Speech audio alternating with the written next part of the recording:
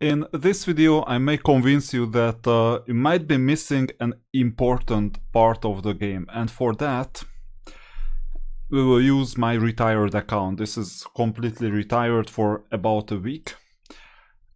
And first, let's see the empirical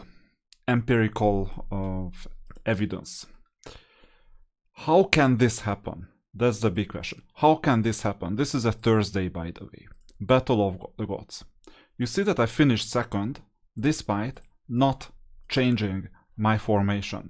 And if you check out the tournament, that's where the big thing is. Zeldris knew exactly what my formation was gonna be.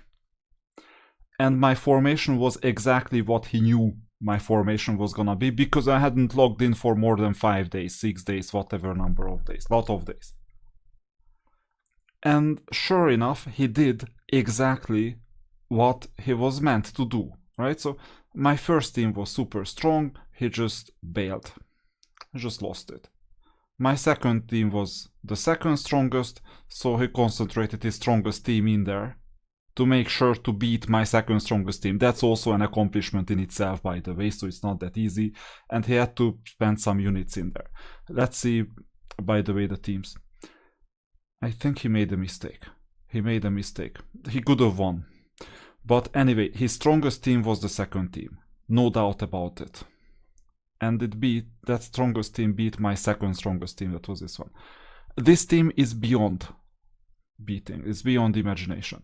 He made a mistake though, because he should have placed his Battle Angel, his Judicator, and his, what is this, Fate Weaver? Fate Weaver, yeah. His Fate Weaver to his third account. In fact, he could have beaten me with his third team. Anyway, that was a mistake. He should have swapped the two teams. He didn't. But anyway, what's important is that you see, this is an SR unit, 3 stars.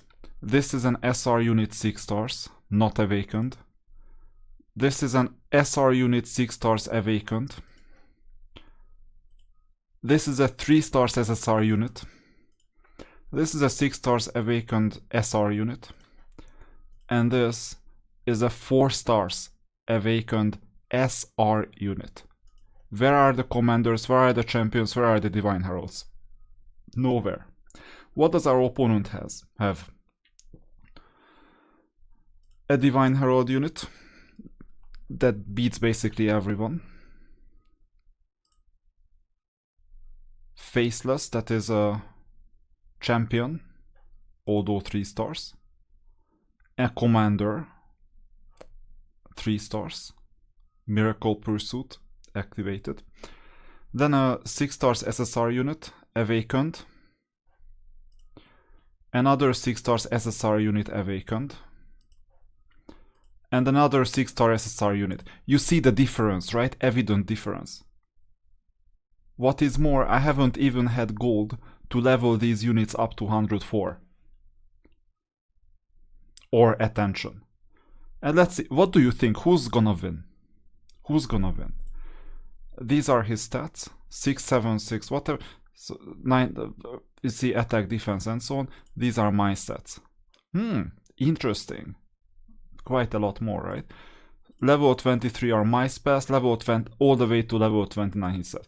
Who's gonna win? Let's see the battle. I think he made a mistake by not swapping this with his first team, but that's not the point. Look at who's gonna win.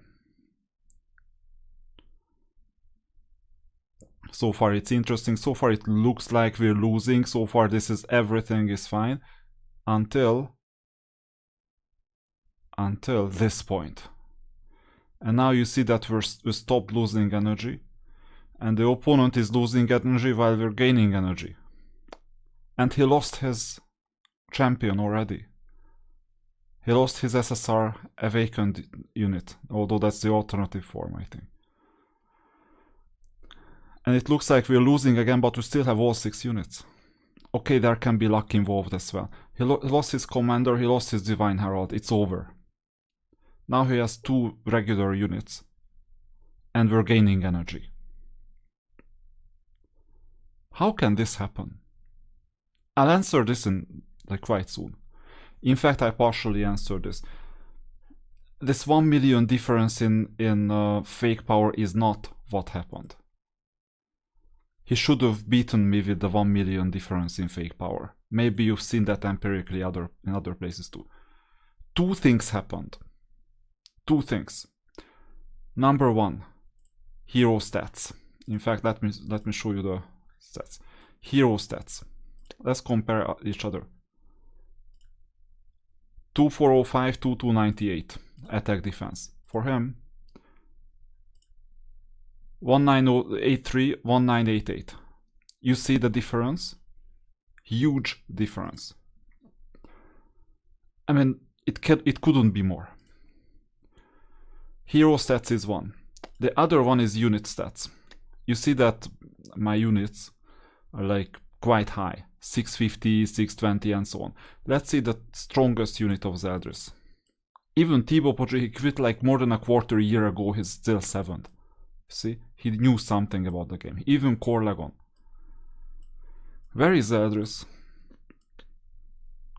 Here is his 18th. 18th with 524, I have 655. And this is a commander. That's the death commander that he has. Let's see, he has another death unit, like 2 more death units. But this one is a castle unit. Yeah, this is the paladin, also called Inquisitor. So you see that something is really wrong, because the difference between his... or wait, is it Zeldris' paladin? No, it's not. It's not even his paladin. Sorry about that. Let's see, Zeldris. Where are you? Where are your other units? This is... looks like a dungeon unit. So 483 versus 504. The difference between his dungeon and Necropolis is like 20k. And you see, as we go down, he doesn't have many units. In fact, he has a castle unit that is like 456. That's 45,000 difference with respect to his Death Union units. Let's see me. Castle, castle. Castle. Still castle. Still castle. Tower. If you didn't recognize the vacant form. Castle. All castle. I'll soon give you the point. Where are my other units? Maybe they are weaker than Zeldris' units. I'm not in the top 50 with all my other units. What is going on? Where are my other units? Even Corlegon has better units. Zeldris has better units. All my other units look very average. You cannot find my units anywhere. Isn't this suspicious? Isn't this strange? In fact, it's not only my units, you don't see Marcus either. Marcus has quite a lot of units too. Okay, well, maybe it's because of the... Okay, it's not my fault. Not my fault. Let me... It may be the way of the reporting. Let me show you something else. So here you see my units in order. 633, 535, 28, and so on. 478. These are Castle Tower. All of them are Castle Tower. And one of the units, 354, although he's like 6-star, everything maxed out, best emblems, best everything. By the way, one interesting thing, 354k, unequip. You see the difference is minimal, that's why we're not getting proper stats on the units anymore, because it used to be significantly more. But anyway, that's not the point. My first unit is like 3.5, so 350,000, and an equivalent unit would be, let's say, a sister. Although the sister is 5-star, the Judicator maybe, 525, 10. There is a big gap. more than 100,000. And then comes my best non-castle, non-tower unit here, 262k. And then still castle tower for a long time. This is tower 2. And then comes the best inferno unit with like 408k. 406. See, these are still fortress, 388, because I take care of Rampart Fortress. This is a stronghold, awakened 6 stars, 386. You see the cliff, you see the difference. The reason why this is happening is that it's not that I'm not upgrading them or anything. It's because I focus on unit stats. So we have hero stats and we have unit stats. Let's see what hero stats consist of. You check out any hero, whichever hero you prefer, and you click here, and then you see what hero stats consist of. Out of your hero collection, you see that my attack and defense are in focus. Intelligence and knowledge are not in focus. So how do I do this? I decide which heroes I play. I play like 3-4 heroes, maybe 5, because in illusory reshaping you have more. And every other hero, let's see for example Mutare, Dragon Mutare, no, just the regular Mutare. Every other hero, you go to mastery, they are like Sherpas. So Sherpas that carry global attack, global defense, global everything. Attack is the most important to me, defense is the second most important to me, and every single day I'm still active, I do at least one refresh. And I can do more as well, you see. Unfortunately, I'm at VIP 0, so I'm not good at getting better options because I need to refresh all 4, I cannot lock any of them, that's my disadvantage. That's why I'm not where Marcus is, by the way. That's the only, well, one of the 2 reasons. One reason is that he can refresh by locking one of these skills. The other reason is that he has more heroes because he could purchase more.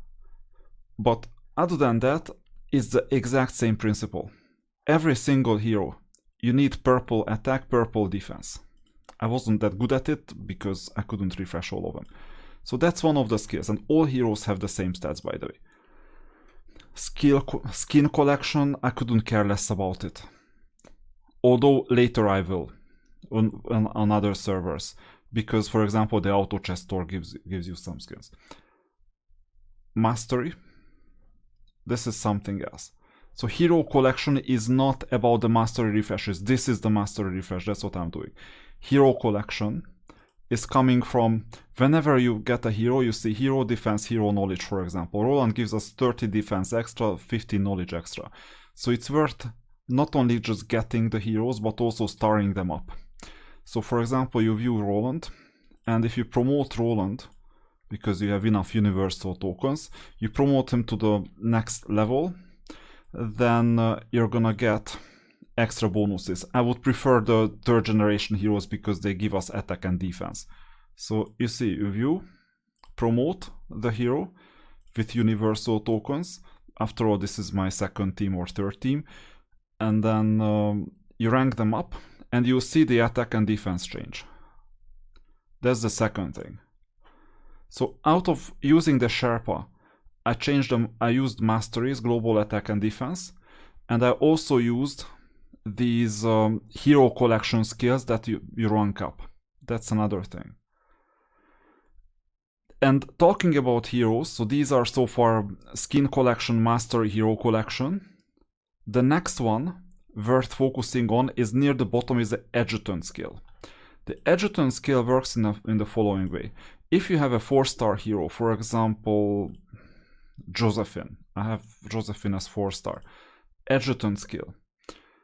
Now, I won't be able to upgrade Josephine to level 40 right now, but you see that once I upgrade, this is what an upgrade looks like. I click, and that's it. And then level 33. I would need to reach 40 to get this. Now, if the hero is in an adjutant position, then you can use the 2nd and the 4th skill. But the hero doesn't have to be in any position whatsoever, they don't even have to play. You still get a global defense and a global attack upgrade for this hero. For other heroes you may get knowledge, intelligence as well, that are theoretically less useful than attack and defense.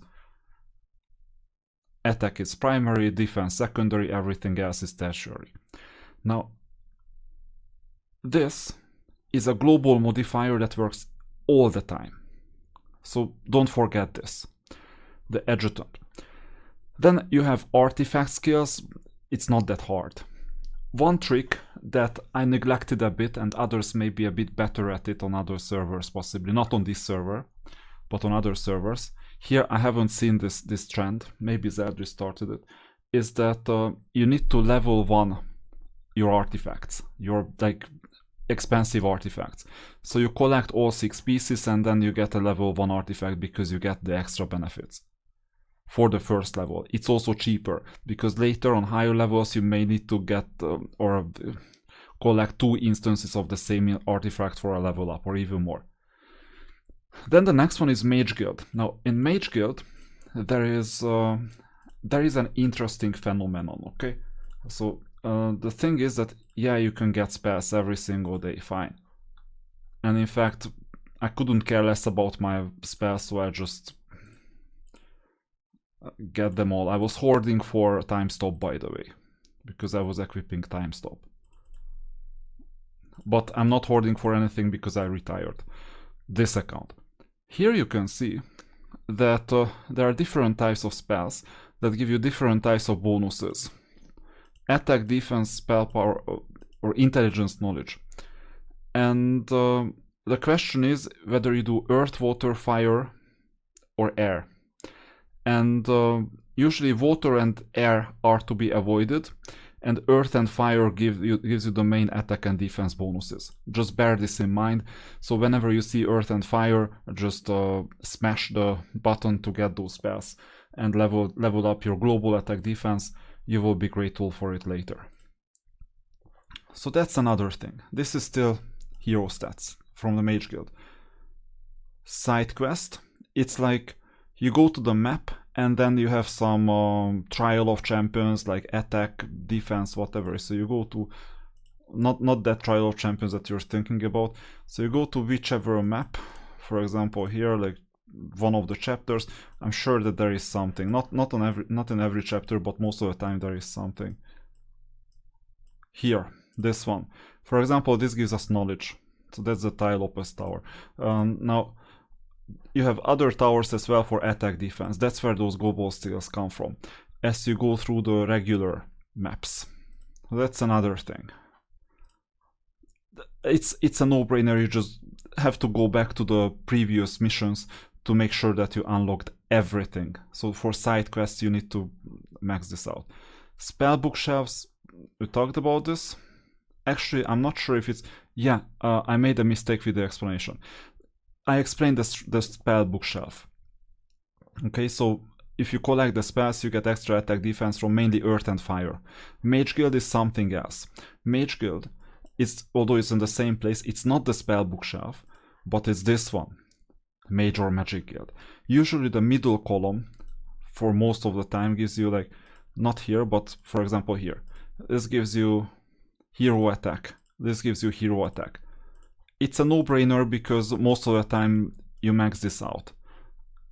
I didn't, because these are not a global attack, it seems, anymore.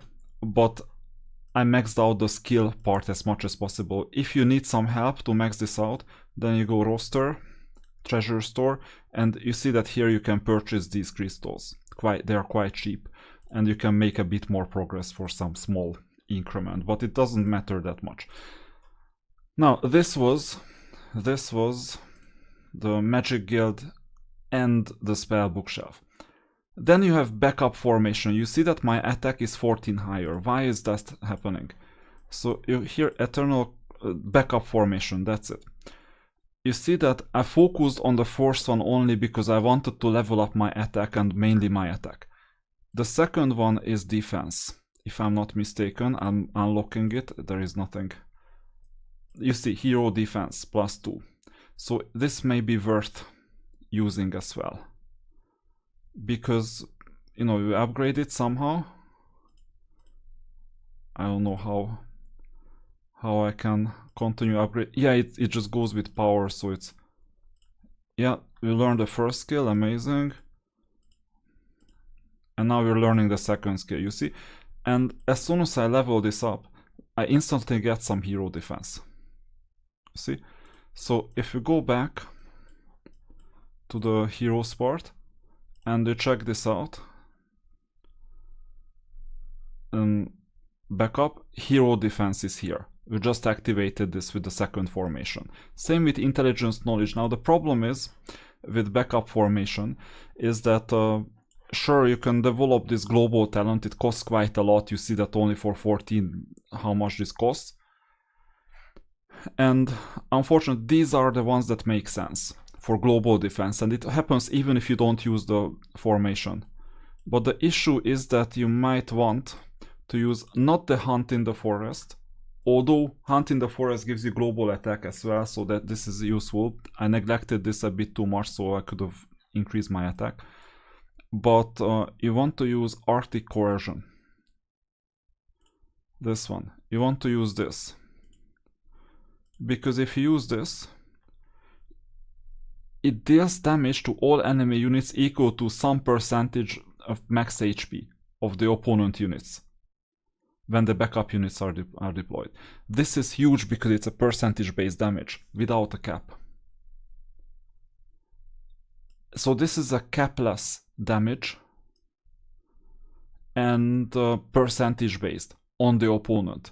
That's why you might want to go for Arctic Coercion. Just saying. Although if you use a different strategy, let me know. But getting back to the hero thing. So you see how many things I could have done with this account to make this even better. I was even neglecting some of these parts. So hero stats. Peak talent is not unlocked until level 110. Once it is, you will know what to do. It's easy. Adjutant. We talked about the adjutant skills already.